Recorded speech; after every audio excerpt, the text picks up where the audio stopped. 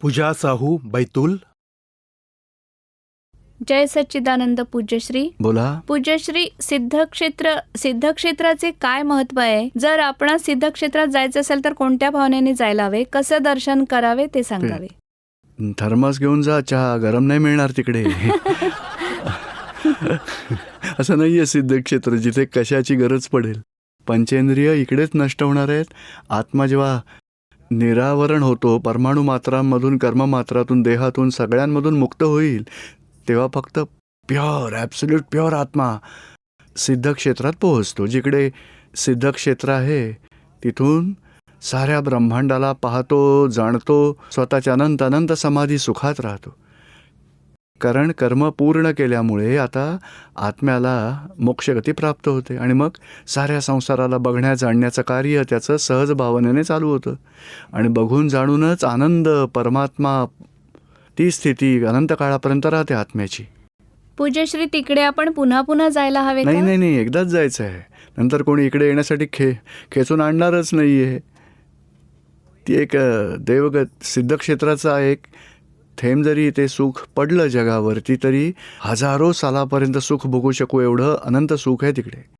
आणि तेच सुख प्राप्त करायला प्रत्येक मात्राचा शोध आहेच की सच्च सुख कुठून मिळेल. आपल्या आतच एक कस्तुरी मृग असतं ना, त्याच्या नाभीतच कस्तुरी लपलेली असते. त्याचा सुगंध एवढा येतो की स्वतःच तो सुगंध कुठून येतो शोधतो. त्याला माहीत नाही माझ्याच नाभीमध्ये कस्तुरी आहे, समजतच नाही त्याला.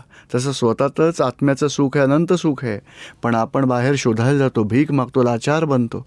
स्वतःच्या आत्म्यातच अनंत सुखाचं धाम आहे.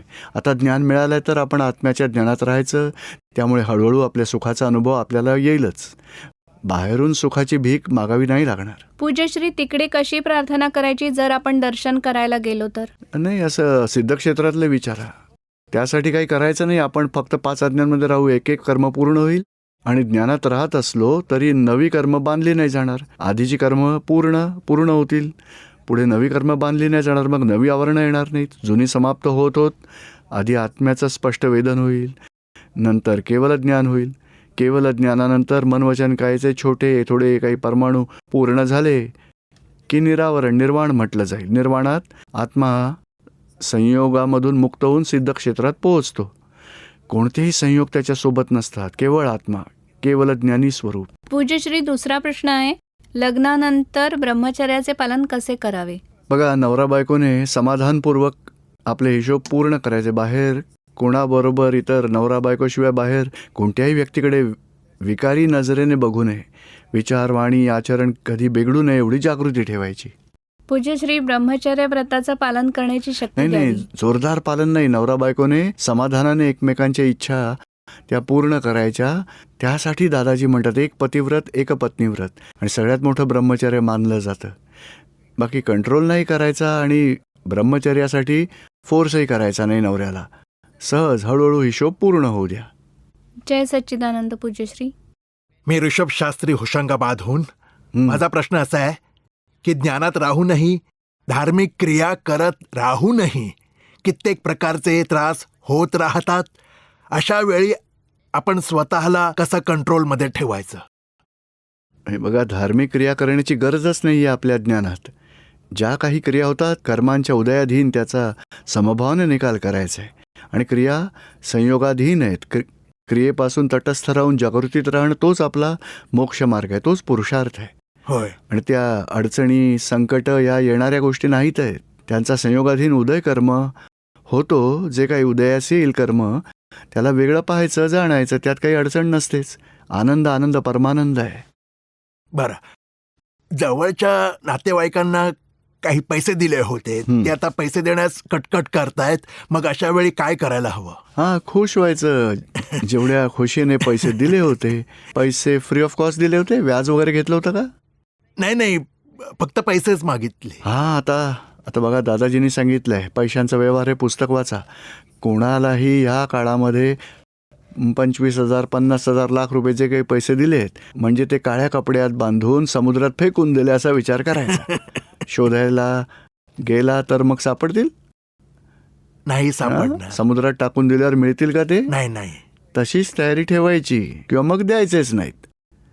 आपण द्यायचेच असतील तर तयारी ठेवा की परत नाही मिळणार. कलियुगाचा काळ आहे, त्यांच्याकडे पैसे असले तरीही ते देणार नाहीत. विपरीत बुद्धी आहे मनुष्याची. म्हणून आता समजून घ्यायचं की नाही तर मग ज्या रिक्वेस्टवर तुम्ही पैसे दिलेत फ्रेंडली टोन व्यवहाराने, त्याच फ्रेंडली टोनमध्ये व्यवहाराने मागायचे की बाबा मी जे 25,000 दिले होते ना तुला, जर सहज शक्य असतील तर प्लीज दे, मला परत दे, ते मला जरा हवेत. दिले तर चांगली गोष्ट आहे, नाही दिले तर तयारी ठेवा. वैर धरू नका एवढं समजायचं आहे. एवढं समजायचं फर्स्ट स्टेप की मागच्या जन्मातला हिशोब पूर्ण झाला हो किंवा मग घेऊन गेला असेल तर पुढच्या जन्मात व्याजासहित परत करेल तो. किंवा मग तिसरं असं समजा की आपली लोभाची ग्रंथी तोडतोय, माझा राग द्वेष मोह तोडतोय, उपकारक आहे. होय आणि सूक्ष्मात असं समजायचं की जेव्हा मी दिले होते स्थूल 25,000 दिले, पण सूक्ष्मात 25 अहंकार 50,000चं पुण्य मी शाबूत ठेवलंय, कमावलं. ते पैसे परत येतील तेव्हा याचा हिशोब जाईल मग. आणि नाही आले तरी आपल्याकडे सूक्ष्मात पुण्य जमा होईल, त्याची शक्ती आपल्याला देऊन गेले. स्थूलात आपल्याला आपण त्यांना दिले, सूक्ष्मात आपण कमावले, जमा झाले. आपल्या ऐश्वर्याचा लॉस होत नाही, कमाई होते सूक्ष्मात. होय म्हणजे असा विचार करून समाधानी राहा होय आणि व्यक्तीबरोबरचे रागद्वेष ठेवू नका. हां, व्यवहार करा ड्रामॅटिक, नाटकी, प्लीज प्लीज करून जेवढे मिळतील तेवढे बरे, नाही मिळाले तर तयारी ठेवा. म्हणजे समभाव राखून मागत राहायला हवं. मागत राहायचं आणि समभावाने, हा शब्दही बरोबर आहे. मागायचे म्हणजे असंच सहज मागायचे, हां. नाही मिळाले तर तयारी ठेवायची. आणि नंतर सांगा मी 2 महिन्यांनी पुन्हा मागे ना, मला पुढच्या वेळी मागा, 2 महिन्यानंतर 2-3 महिन्यांनी परत मागा. काय पण भांडणं करू नका, शिव्या देऊ नका. भांडणं करून हो. कर्मांचं परिमार्जन कोणत्या प्रकारे केलं जाऊ शकतं? हे चूक आहे. परिमार्जन होत आहे, बरं नवकर्मबंधन होऊ नये ती जागृती ठेवा. नाही का, आपण जेवण केलं तर टॉयलेटसाठी काय करावं लागेल, रोज प्रेशर लावावं लागेल, लवकर होऊन जावं. अहो, निर्जर तर होणारच आहे, पुरण झालं तर गलन होणारच आहे. त्यामुळे समभाव राखणं तोच पुरुषार्थ आहे. होय समभावाने निकाल करा. म्हणजे हा भरलेला माल सगळा ज्याने ज्या भावनेने कर्म बांधले आहेत, मोहभावाने, प्रेमभावाने, द्वेषभावाने, वैरभावाने, विकारभावाने, त्याच भावाने कर्माचं ते क्रियाकरण होत आहे. सूक्ष्मात बांधलं होतं, क्रोध भावनेने बांधलं होतं कर्म, आणि क्रोध भावनेने निर्जरा होणार आहे. आता क्रोध भावनेने निर्जर होईल तेव्हा जागृती ठेवायची. त्याचं रक्षण करायचं नाही, अहंकार करायचा नाही, मीच केलं तेच करेक्ट आहे असं नाही मानायचं, चुकीचं झालं नको व्हायला असं. होय जय सच्चिदानंद. जय सच्चिदानंद. जय सच्चिदानंद. जय सच्चिदानंद. हं. माझं नाव अभिषेक आहे आणि माझा प्रश्न असा आहे की आपल्या कर्मांची सुरुवात कुठून झाली?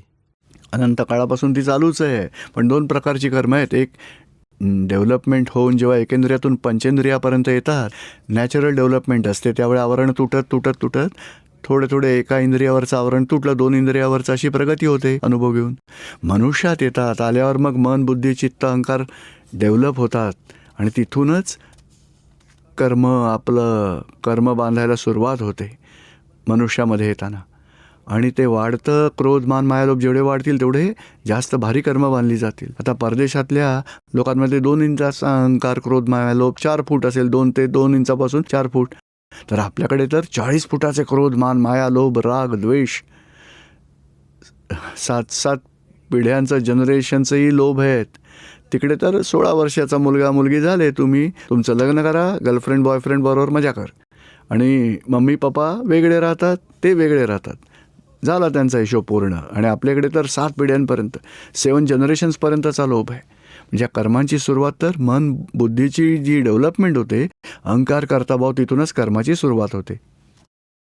माझा आणखी एक प्रश्न आहे की समजा माझा एखादा बिझनेस पार्टनर असेल आणि तो माझ्याकडून जर काही उधार घेऊन जात असेल, मी त्याला दिले असतील कारण त्याला काही गरज असेल, पण जर मला माझ्या कुटुंबासाठी ते पैसे हवे असेल तर काय मी त्याला ते पैसे द्यावेत का माझ्या कुटुंबाची आधी काळजी घ्यावी?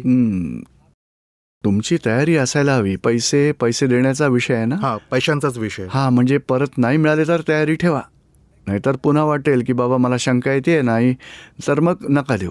आणि कुटुंबाची पूर्ण जबाबदारी तुम्ही पूर्ण करा. आधी कुटुंब, त्यानंतर इतर कोणीतरी. खरी गोष्ट आहे. आधी आई वडील किंवा मग नवरा बायको आहेत. आपण नवरा किंवा बायकोला सांभाळत नाही आणि इतरांसमोर चांगले बनवू पाहतोय. घरातले दुःखी आहेत असं नाही करायचं. प्रथम आप्तेष्ट, आईवडील, नवरा बायको, मुलं हे फर्स्ट आहे सर्कल सगळं.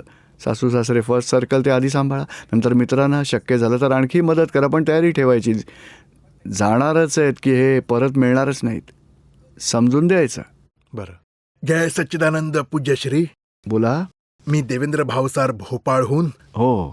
दररोज सकाळी आपला सत्संग ऐकण्याचा योग येतो, पण आज आपला प्रत्यक्ष सत्संग होता. आपण इथे आलात म्हणून दर्शनाची इच्छा झाली. काही जिज्ञासेपोटी प्रश्न माझ्या मनात आहेत. काही वर्षांपासून मी थोडीफार साधना करतोय ईश्वराकडे जाण्यासाठीची. मला वाटतंय की आपल्याकडे माझ्या प्रश्नांची उत्तरं आहेत. काही भक्तिमार्ग संतांचे विचारही मी ऐकतो, काही पुस्तकं वाचली आहेत.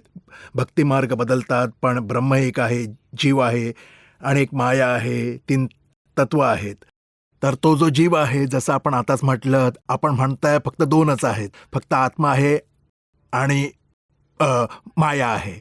तर मायेला सोडून आपल्या मूळ स्वरूपात यायचे आहे. आपल्याला आत्मसाक्षात्कार करायचा आहे. म्हणजे आत्मसाक्षात्कार झाल्यावरच संपूर्ण कार्य पूर्ण होते का? तेव्हाच परमात्म्याच्या आनंदाची अनुभूती यायला लागते का? का आत्मा आणि परमात्मा यांच्यात काही भिन्नता आहे? ॲक्च्युली काय आहे की आत्मा तर मूळ गोष्ट एकच आहे, पण आत्म्याच्या 3 दशा आहेत, अवस्था आहेत. जेव्हा असते मीच देवेंद्र आहे मानता तोपर्यंत जीवदशा मानली जाते. पण जेव्हा ज्ञान होतं, कळतं का की देवेंद्र तर शरीराचं स्वरूप आहे, मी तर आत्मा आहे, तेव्हा जीवाची अंतरात्मदशा होते. आणि आपल्या अज्ञानातून जी कर्म बांधलीत ती कर्म, नाते संबंध, बायको मुलं, त्यांचा हिशोब एक एक पूर्ण करत जाल तर ॲब्सोल्यूट दशेमध्ये आपण पोचू. आणि ॲब्सोल्यूट आत्मा तोच परमात्मा. म्हणजे जीवात्मा, अंतरात्मा आणि परमात्मा एकाच आत्म्याच्या 3 अवस्था आहेत. म्हणजे आपण बायकोबरोबर असू तेव्हा पती म्हणवले जाऊ, पित्यासोबत आपण पुत्र म्हणवले जाऊ, मुलासंबंधात आपण त्याचे बाप असू, म्हणजे आपण पती आहात, पुत्रही आहात आणि बापही आहात, पण ते त्याच्या व्यवहारानुसार आहे. आणि तोपर्यंत जोपर्यंत हे अज्ञान आहे तोपर्यंत जीवदशा, आणि ज्ञान झालं की अंतरात्मा, आणि केवळ ज्ञान झालं की स्वयं परमात्मा होऊन जातो. समजलं आता हे? म्हणजे जेव्हा शुद्धात्मा प्रकट होतो किंवा व्यक्ती आपल्या आत्म्यात स्थित होते, तेव्हा त्याला परमात्म्याचा अनुभव यायला लागतो ना? हो, अनुभव यायला लागतो. मग भगवान श्रीकृष्ण काय आत्मसाक्षात्कारी होते, आत्मज्ञानी होते? बरोबर आहे, ज्ञानी होते. आणि त्यांनी अर्जुनाला तेच ज्ञान दिलं. लढाई करत असूनही कर्मबंधन झालं नाही, आणि लढून तोच अर्जुन जीवनाच्या अंतिमक मोक्षास गेला बघा. मग पूज्यश्री, काय आत्मज्ञानी पुरुष कालिया नागाचं मर्दन करू शकतो का? सुदर्शन चक्राचे आवाहन करू शकतो का? काय ब्रह्मांडाचे दर्शन घडवू शकतो का आपल्या मुखातून कोणाला? ॲक्च्युली काय आहे की आपण ज्या गोष्टी वाचतो ना, श्रीकृष्ण भगवान आपल्यासारखेच मनुष्य होते. मातेच्या गर्भातूनच त्यांचा जन्म झाला, आणि त्यांचा कर्माचा हिशोब होता. त्यातला एक एक हिशोब त्यांनी पूर्ण केला. वसुदेव प्रवृत्ती होती त्यांची, वासुदेव पद होतं, रामचंद्रांचं बळदेव पद होतं, आणि महावीर भगवानांचं तीर्थंकर पद होतं. 63 शलाका पुरुष म्हणतात. अशा या महान पुरुषांच्याही कर्माचा हिशोब आहे. पण त्या कर्मांचा हिशोब खूप पराक्रम दाखवतात. पुतना राक्षसिणीला मारलं, हे केलं, कालिया नागाचं मर्दन केलं, सगळं दाखवतात. म्हणजे त्यात खरं काहीतरी आहे, चूक नाही, पण अतिवर्णन करतात. हे लोक, आधीचे लोक, भगवान कृष्णाची कीर्तन भक्ती वाढवण्यासाठी जास्तीत जास्त खूप काही सांगतात. पण कर्मांचा हिशोब असतो, त्यामुळे कर्मांच्या हिशोबाने एक एक कर्म पूर्ण केलं. महावीर भगवानाच्या जीवनात वेगवेगळ्या प्रकारची कर्म होती. रामचंद्रजींच्या जीवनात तर आणखी वेगळीच कर्म आली होती, पण त्या कर्मांचा हिशोब त्यांनी पूर्ण केला होता. या कथा वार्तांमध्ये काय सांगतात, भगवान परमात्मा आहे आणि अनंत शक्तिशाली, असं करतात, त्याला असं केलं, याला असं केलं, त्याला असं मारलं, असं नाही. परमात्मा एवढं शक्तिवान नाही. परमात्मा तर रागद्वेषवाले असलेले नसतात. पूर्वभावात त्यांनी जे काही हिशोब बांधले आहेत कृष्णाने किंवा रामचंद्रांनी, ते हिशोब या जन्मात पूर्ण करतायत, एक एकानंतर एक. आता बघा, रामचंद्रजींना वशिष्ठ मुनींकडून ज्ञान मिळालं होतं. महावीर भगवान श्रीकृष्ण जन्मतः ज्ञानी नव्हते. त्यांना नेमिनाथ भगवान, जैन भगवान जे तीर्थंकर आहेत, त्यांच्याकडून, त्यांच्या काकांचा मुलगा म्हणजे जे चुलत भाऊ होते, तर त्यांच्याकडून त्यांना ज्ञान मिळालं. तेव्हा क्षायक संकितधारी झाले, आणि त्या ज्ञानात राहिल्यानंतर त्यांची दशा पूर्णपणे बदलून गेली. आणि ते ज्ञानी म्हणवले जातील एवढ्या पदापर्यंत आले.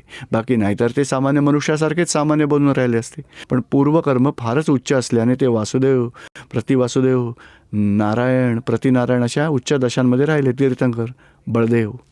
ते तर आत्मसाक्षात्कारी किंवा आत्मज्ञानीपेक्षाही आणखी उच्च अवस्था प्राप्त झालेले पुरुष नाही, होते ना. जगातली म्हणूनच एवढी मोठमोठी कामं करू शकले. नाही, जगातली मोठमोठी कामं ते नाही करू शकले. त्यांनी प्रकट परमात्मा बनून कर्म नाही केलं. त्यांना कर्माचं फळ भोगावं लागलं. म्हणजे प्रभू रामचंद्रांनी असे भगवान असूनही बायकोला पाठवून दिलं वनात. खूप मोठा पराक्रम केला त्यांनी. ते तर कर्मांचा हिशोब होता. सीतेला अग्निपरीक्षा द्यायला लावली. काय प्रभू रामचंद्रांनी परमात्मा बनून असं केलं? बायकोचा असा संशय घेणाऱ्याला परमात्मा कसं म्हटलं जाईल? म्हणजे काय आहे असं नाही. त्यांचं कर्म सीतेचं कर्म होतं. रावणाने पळवून नेलं तेही सीतेचं कर्म होतं. रावणाचा हिशोब होता. लक्ष्मण, रावण, राम कित्येक अवतारांपासून रागद्वेषाच्या हिशोबाने एकत्र जन्म घेत राहिले आणि शेवटी एका जन्मात कर्मांचा हिशोब पूर्ण झाला आणि तेच रामायणाच्या स्वरूपात आपल्या समोर आलं आहे. ॲक्च्युली कर्मांचा हिशोबच आहे हा. परमात्मा बनून अशी कामं करतील असंही नाही आहे. त्या कर्मांच्या हिशोबानेच अशी लढाई झाली, अशी भांडणं झाली, अशी मारामारी झाली. ते समाप्त झालं. हे सगळं कर्मांचा हिशोब आहे. त्यांच्या कर्माचं. श्रीकृष्णाच्या अंतरंगात जो आत्मा होता, आत्म्याचं ज्ञान त्यांना जेव्हा मिळालं, त्यांनी कृष्ण काय करतोय त्यांना बघणं जाणं तेच काम त्यांच्या आत्म्याने केलं. परमात्म्याने काम अशी लढाई करणं, कोणालाही समाप्त करणं नाहीच आहे. ज्ञाताद्रष्टा राहणं, वितरागी राहणं हे असून ते आत्म्याचं काम आहे. जय सच्चिदानंद. जय सच्चिदानंद. दादा श्रीराम मेहरवार रहली होन. जय सच्चिदानंद. चरणी कोटी कोटी प्रणाम गुरुजी. गुरुजी असं आहे की पैसे नाही मेहनत करून येतात, नाही ज्ञानाने येतात. मग तिसरा उपाय सांगावा, कशाने येतात? पैसे मेहनत करूनही येत नाहीत, अकलेमुळेही मिळत नाहीत. आणि आत्मज्ञान असणाऱ्यांची गोष्टच वेगळी आहे. ते सगळे वेगळेच आहेत. पण संसारात जे पैसे दिसतात ते पुण्याचं फळ आहे. कोणाला दुःख दिलं किंवा अनिती, अप्रामाणिकपणा, चोरी, भ्रष्टाचार कराल तर पैशांचे अंतराय येतील. आणि नीती प्रामाणिकपणाने वागाल तर मग लक्ष्मीचे अंतराय तुटतील. मन वचन कायाने चोरी नाही केली तर मग लक्ष्मीचे अंतराय तुटतील. किंवा मग दुसऱ्यांना सुख देत असाल तर पुण्य बनेल, पुण्याचं फळ लक्ष्मी मिळेल. आणि इतरांना जर दुःख देत असाल तर पाप बनेल, पापाचं फळ मनमानी करूनही इच्छा पूर्ण नाही करू शकणार, लक्ष्मी निघून जाईल. ही सारी पापपुण्याची फळं आहेत. बरं, मग ह्यात आता काय करायला हवं? एवढाच निश्चय करायचा आहे. मन वचन कायने चोरी करायची नाहीये आणि मन वचन कायने कोणालाही दुःख द्यायचं नाहीये. दुःख दिलं जातं कोणाला तरी, कारण कोणाबरोबर अनिती केली, भ्रष्टाचार, अप्रामाणिकपणा काही केलं, विश्वासघात केला, दगाफटका केला तरी दुःख होणारच.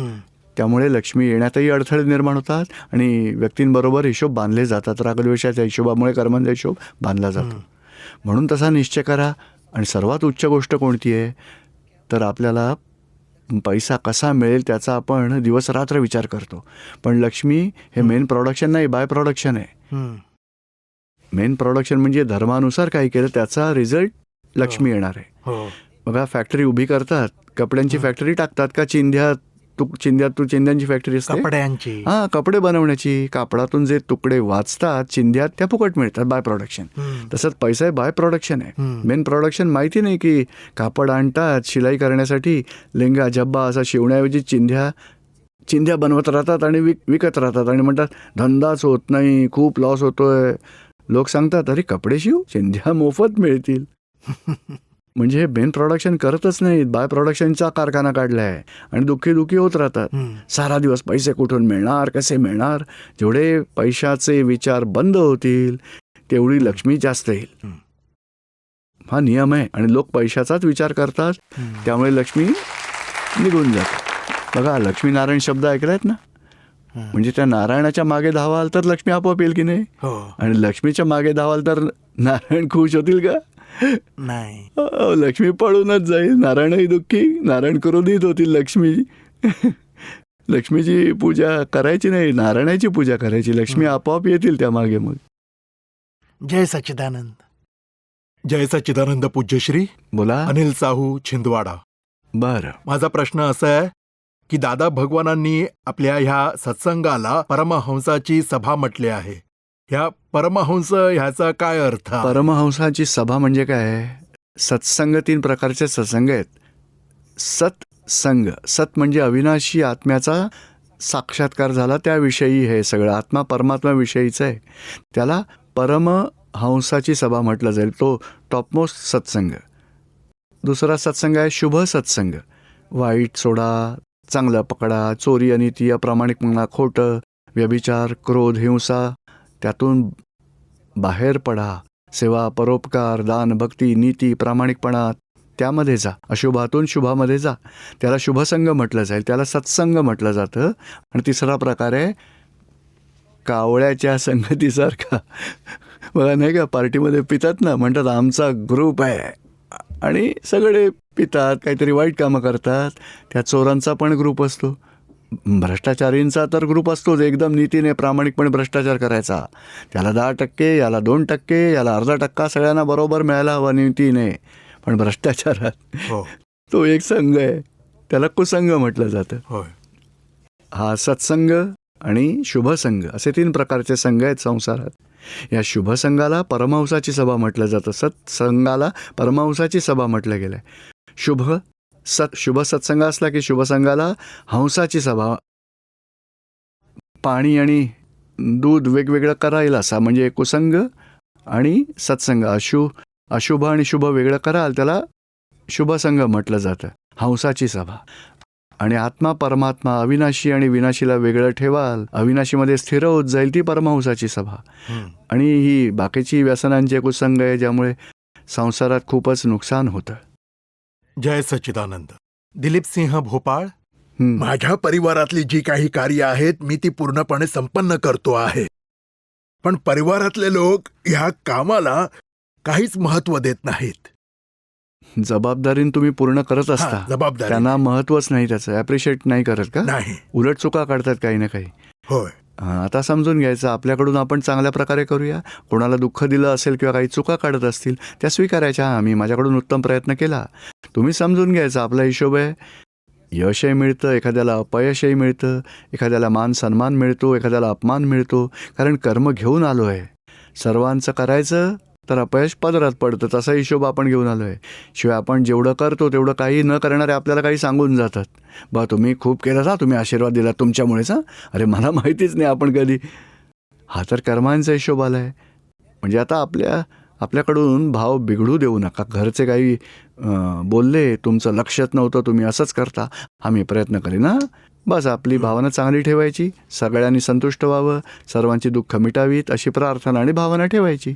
मी विचार करतोय की सतमध्ये सारी कार्य समाविष्ट झालेली हो, असतात. पण सत वेगळं आहे. संसारातला एकही व्यवहार सतमध्ये नाही. संसारातली जी कार्य आहेत, कर्तव्य असतात ना, ड्युटी सगळे करतात, तो सगळा कर्मांचा हिशोब आहे. आणि सत म्हणजे अविनाशी आहे. या विनाशी गोष्टींमध्ये दखल नाही देत सत. आत्म्याच्या द्रष्टाभावात राहतो तो सत आहे. आणि व्यवहार जो आहे तो असतो असतचा, अवस्थांचा आहे, अविनाशींचा आहे. त्यात समभाव राखायचा आहे. रागद्वेषाविना तो व्यवहार पूर्ण करा. एवढा पुरुषार्थ करू शकता तुम्ही. ठीक आहे. जय सच्चिदानंद. हां, जय सच्चिदानंद. जय सच्चिदानंद पूज्यश्री. हां, आनंद, इंदौर. बोला. माझा प्रश्न असा आहे की करिअर चॉईस करताना खूप सारे ऑप्शन्स असतात हं. आणि खूप ऑप्शन असल्यामुळे खूप गोंधळ उडतो, कळत नाही कोणते करिअर निवडायला हवे. आणि डेस्टिनीचा कोणता रोल असतो त्यामध्ये? डेस्टिनी म्हणजे काय की आपल्या जीवनकर्माचा हिशोब घेऊन आपण आलो आहे, पण आपली बुद्धी त्यात दखल देत राहते, त्यामुळे डिस्टर्ब होतं सगळं. म्हणजे सहज भावात राहिलात तर संयोग जुळतील, आतूनही वाटेल की नाही इंजिनिअरिंगला नाही जायचं आहे, मेडिकलला जायचं आहे, म्हणजे सहज भावनेने पूर्ण करा. नंतर एकदा तुमचा मित्र इंजिनिअरिंगला गेला, तो IT मध्ये गेला, मी चूक केली, काय केलं, मी बरोबर केलं का चुकीचं केलं, होणार का, होणार, तुम्ही डिस्टर्ब. नंतर बुद्धीची दखल येणार, तेव्हा तो आपल्या कर्मांचा हिशोब होता, कोणत्या अभ्यासक्रमाकडे वळायचं, सहज भावनेने राहायला चांगलं आहेत. आणि डिस्टर्ब झाला तर मात्र कन्फ्युजन वाढत जाईल, डिप्रेशन, टेन्शन, स्ट्रेस सगळं वाढत जाईल. म्हणून सहज भावनेत राहायचं की मला माझ्यासमोर काय चॉईस आहेत. लोकांचं बघा कशात फायदा आहे, कोणाला काय आहे, मला किती चॉईस आहेत, माझी केवढी अबिलिटी आहे, माझी कपॅसिटी काय आहे, त्या लाईनमध्ये पुढे जा शांतपणे विचार करून. जय सच्चिदानंद. मी संजय गांजरे छिंदवाडाहून. बोला दादा. एखाद्या व्यक्तीच्या आयुष्यात जर 3 वर्ष दुःखच लिहिलेलं असेल हं. तर अशी कोणतीही पूजाविधी आहे का पूज्यश्री जी ज्ञानविधीच्या आधी संतुलित अवस्था उत्पन्न करेल? बघा, दुःख तर कर्मांचा हिशोब आहे. ज्ञानविधीमुळे दुःख कमी होईल असं नाही. दुःख भोगणारा वेगळा आहे आणि दुःख जाणणारा वेगळा आहे, ही जागृती आपल्याला मिळते. बाकी दुःखाचा हिशोब तर 3 वर्षांचाही असेल किंवा 5 वर्षांचाही असेल, हिशोब असणार तो पूर्ण करा. पण आपण वेगळं राहायचं आहे. सफरिंग जशी होळी जळते ना, त्यात हात घातला तर भाजेल, पण दूरवरून पाहिलं तर तुम्हाला भाजणार नाही. तसं दूरवरून बघण्याचा मार्ग सांगतोय तुम्हाला, की असं बघा त्या होळीकडे, जेवढी लाकडं ती जळून जळून सगळी समाप्त होतील तेव्हा होळी जळून खाक होईल. तोपर्यंत तुम्ही बघा, जाणून घ्या आणि वेगळे राहा, मुक्त राहा. असं होऊ शकतं. भोगवटा सफरिंग 0% पर्यंत जाऊ शकतं. दुःखाचे संयोग दूर होतील असं नाही होणार. दुःखाच्या भोगवट्यात थोडासा फरक पडू शकेल. दुसरा प्रश्न होता गुरुजी. पूज्यश्री, हं. हे जे ज्योतिषशास्त्रात खूप सारे उपाय सांगतात, तर काय त्या उपायांचा उपयोग होतो का? त्यामुळे डिस्चार्ज कर्मांमध्ये काही बदल होतो का? खरं तर लोक जेव्हा दुःखी असतात ना, तेव्हा काही ना काही उपाय शोधत राहतात. पण आपल्याला तर पुढचं फायनल ज्ञान हवं आहे. सच्चा करता कोण आहे, मी स्वतः कोण आहे, हे दुःख कोणाला झालं आहे, कोणी ते जाणलं आहे, माझं स्वरूप काय. मग त्याला कोणत्याही आधाराची गरज भासत नाही दुःख मिटवायला.